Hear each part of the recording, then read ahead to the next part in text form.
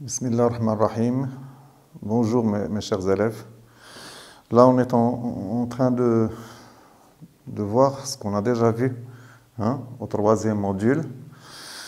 On va donc braquer la lumière sur les leçons qu'on a déjà faites en matière de grammaire. On va commencer par une petite récapitulation. Donc, une récapitulation qui porte sur l'expansion du nom en tant que première leçon. L'expansion du nom qui peut être définie en tant qu'enrichissement du nom, le nom noyau de la phrase, l'axe de la phrase, je veux dire.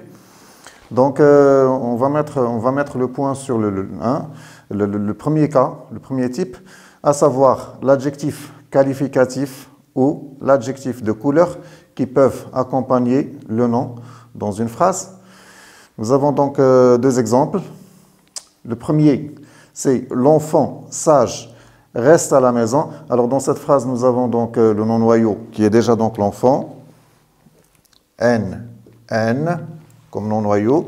Et nous avons donc l'adjectif qualificatif, c'est un adjectif épithète, bien sûr, on peut bien donc l'éliminer et dire tout simplement l'enfant reste à la maison. Donc, dans cette phrase, nous avons donc un nom noyau et nous avons également l'adjectif qualificatif épithète sage. Dans le deuxième exemple, nous avons ce tablier bleu ciel est un S. Alors, dans cette phrase, nous avons bien sûr donc ce qu'on appelle un adjectif de couleur, sachant bien que les adjectifs de couleur peuvent être travaillés sur trois facettes. La première facette, c'est celle des adjectifs de couleur qui s'accordent. Vous avez donc des adjectifs de couleur donc simples, le cas de blanc, le cas de noir, l'adjectif donc gris, bleu, vert, jaune, qui peuvent bien donc s'accorder. Et vous avez donc le deuxième type d'adjectif qui reste tout à fait donc invariable. C'est le cas de l'adjectif que nous avons dans cette phrase, l'adjectif bleu ciel.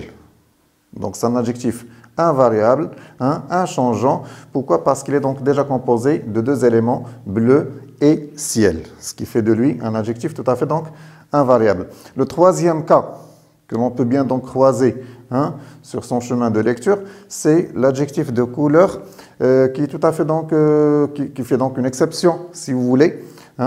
Donc un adjectif qui ne change pas, même si le nom noyau est un nom féminin ou un nom pluriel. Vous avez le cas de mauve, le cas de donc le cas de pour le deuxième exemple, ce tablier bleu ciel est un S, il appartient donc à un S.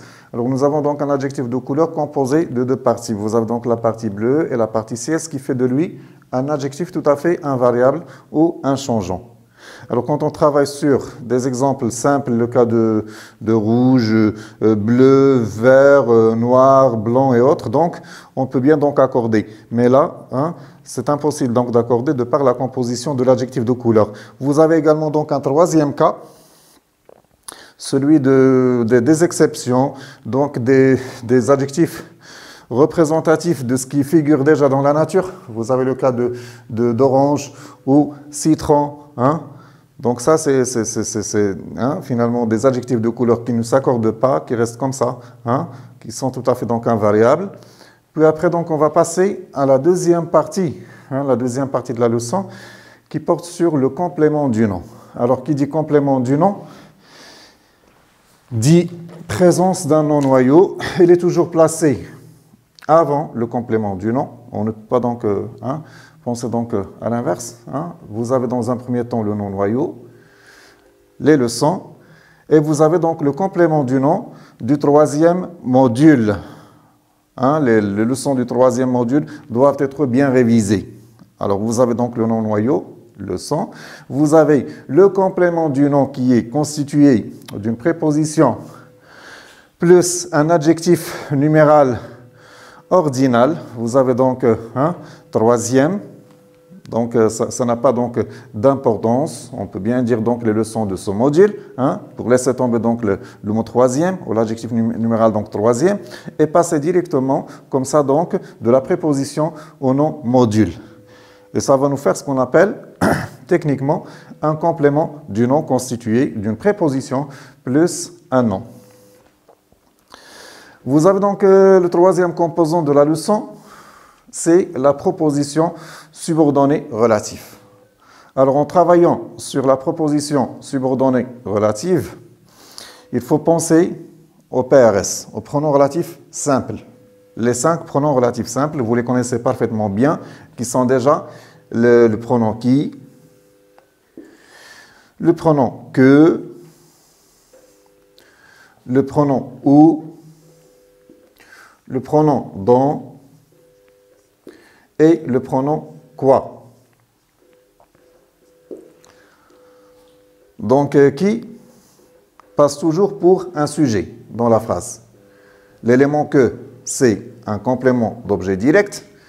L'élément où, c'est un complément circonstanciel de lieu. L'élément dont, c'est un complément d'objet indirect. Et l'élément quoi, c'est un complément d'objet direct. Donc, on va écarter donc le dernier élément et on va braquer la lumière uniquement sur les 4 premiers, qui, que, où et dont.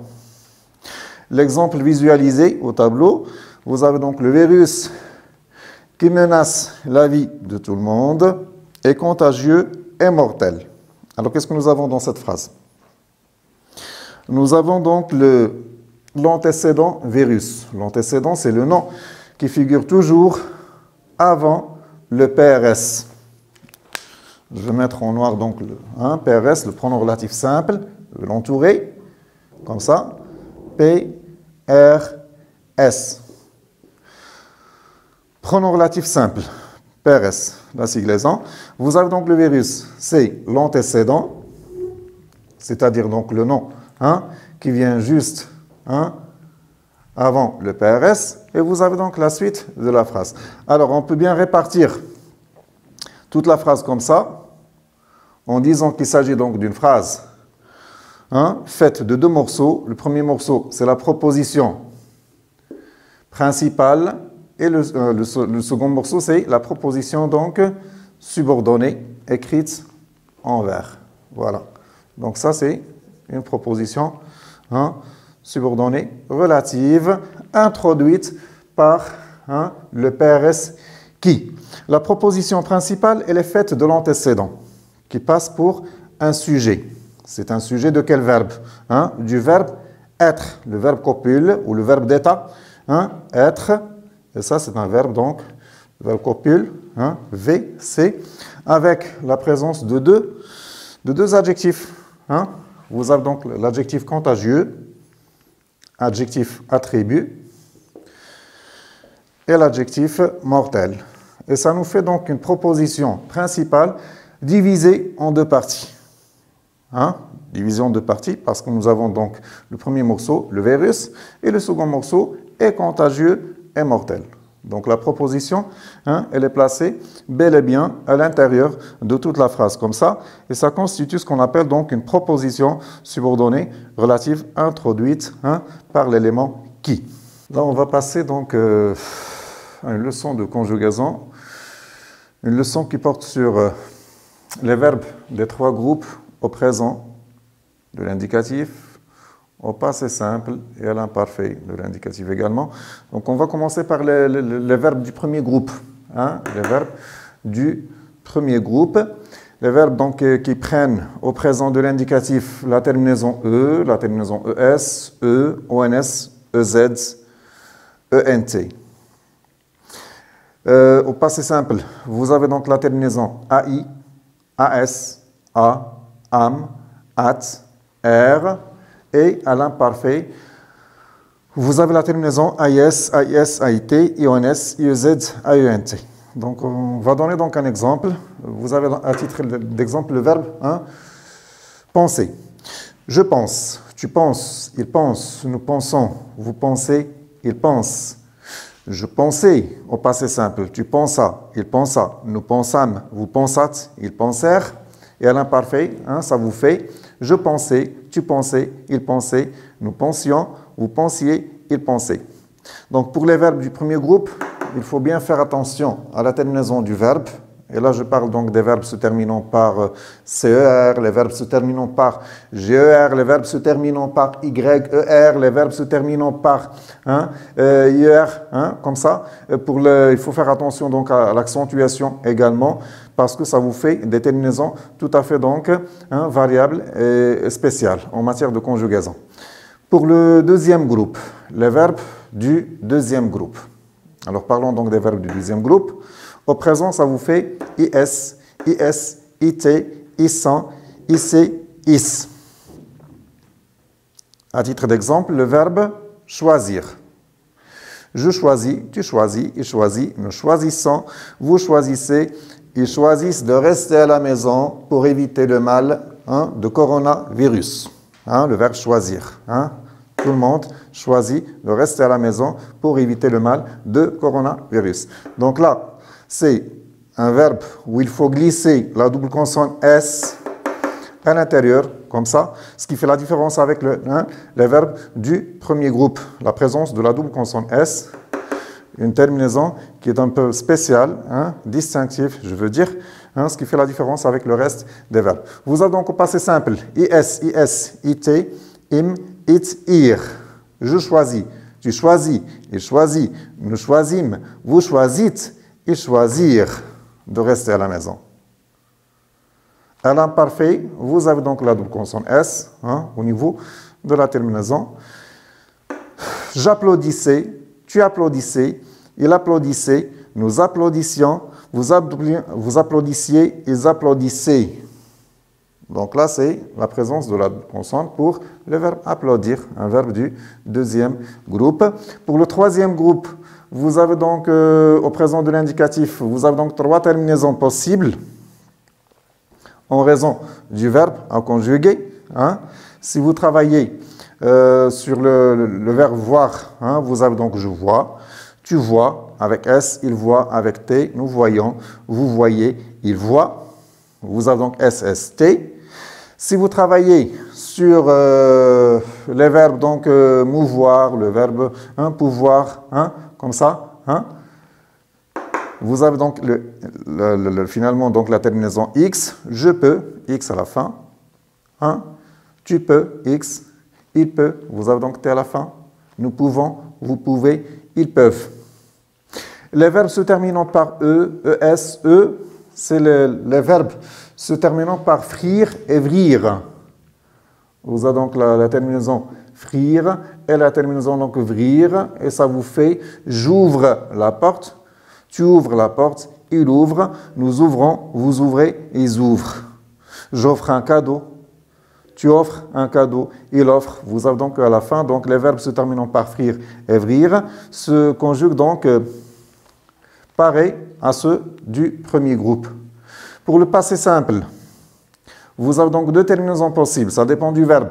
Vous avez donc soit IS, IS, IT, IM, IT, IR, le cas du verbe voir, je vis, tu vis, il vit, nous vîmes, vous vîtes, ils virent, soit la terminaison US avec le verbe apercevoir à titre d'exemple, j'aperçus, tu aperçus, il aperçut, nous aperçûmes, vous aperçûtes, ils aperçurent quelqu'un dans la rue. Vous avez donc la terminaison de l'imparfait en tant que temps simple, un temps verbal simple. Vous avez donc AIS, AIS, AIT, IONS, IEZ, AENT. Donc quand on travaille sur le verbe prendre à titre d'exemple, je prenais, tu prenais, il prenait, nous prenions, vous preniez, il prenait. Il s'agit de prendre donc des précautions comme ça pour ne pas choper ou attraper le coronavirus. Le verbe prendre. Je prenais, tu prenais, il prenait, nous prenions, vous preniez, il prenait. Alors, ce que je peux bien dire donc en matière de terminaison, c'est que les 3 groupes partagent la même terminaison à l'imparfait. Vous avez donc AIS, AIS, AIT, IONS, IEZ, AENT, partout avec une petite spécificité pour les verbes du deuxième groupe. Il ne faut pas donc oublier donc la double consonne. Il ne faut pas oublier de glisser la double consonne S comme ça pour faire la différence avec le reste. Voilà, c'est ce que je peux dire donc en matière de conjugaison. Une toute petite addition. Donc pour les les élèves de première année, collège, on a déjà travaillé sur le présent et sur l'imparfait.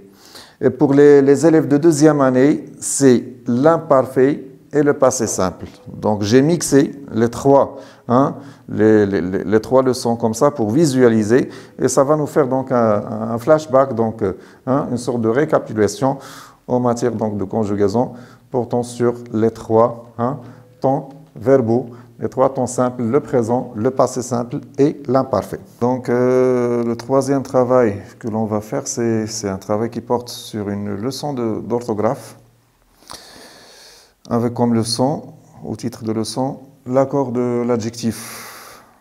Sachant bien que la leçon traite de deux types d'adjectifs, à savoir l'adjectif qualificatif, avec deux exemples. Vous avez donc le premier exemple, c'est un enfant assidu, travaille à domicile ou à la maison malgré le confinement.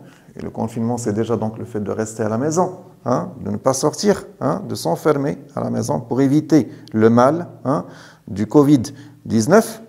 Donc un enfant assidu, vous voyez bien que l'adjectif assidu, c'est un adjectif qualificatif placé après le nom-noyau.